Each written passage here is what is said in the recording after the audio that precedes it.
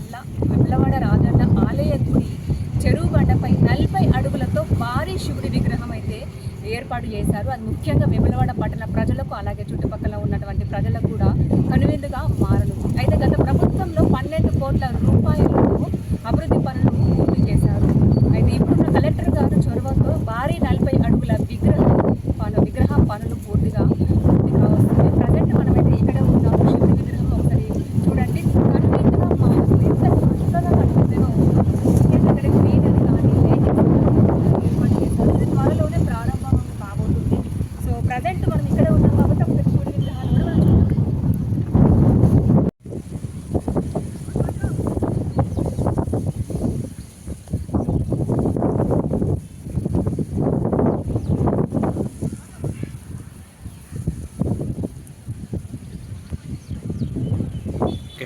So present మనతో పాటు Vemulawada municipal రాజు గారు ఉన్నారు. ఒక్కసారి చెరువు కట్ట పైన నిర్మించినటువంటి భారీ శివుడి విగ్రహం గురించి అలాగే వాటి నిధుల గురించి కూడా ఎంతవరకు ఖర్చు వచ్చింది, ఎన్ని నిధులు మంజూరయ్యాయి అనే విషయాల గురించి మనం వాళ్ళని అడిగి తెలుసుకుంటాము.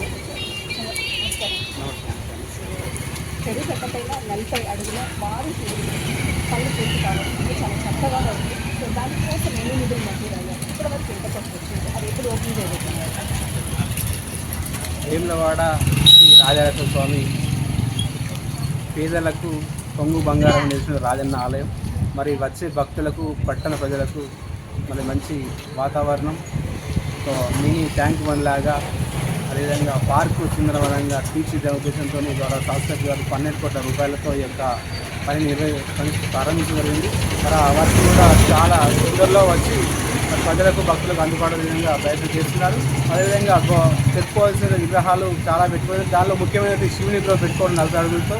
మరి ఆ విగ్రహం చాలా అద్భుతంగా మంచి భక్తులకు ఒక మంచి వాతావరణం ఉండే విధంగా శివుని విగ్రహం పెట్టడం. మరి శివునితో పాటు నరసాల విగ్రహాలు, సప్తమాత విగ్రహాలు, అదేవిధంగా కళా నృత్య వేదికలకు సంబంధించినటువంటి శిల్పాలతో పాటు మరి బ్యూటిఫికేషన్లో మంచి పార్క్లో మంచి చెట్లు, అదేవిధంగా వాతావరణం కల్పించే చెట్లు కూడా అందించడం జరిగింది. మరి రాబోయే రోజుల్లో కూడా ఈ అతి తొందరలో గౌరవ శాస్త్రజ్ఞ గారి నాయకత్వంలో మరి ఒక బండను పూర్తి స్థాయిలో ప్రజలకు అందుబాటులో తీసుకోవడానికి ప్రయత్నం చేస్తూ తొందరలో ఈ యొక్క ప్రజలకు కూడా అందిస్తాం.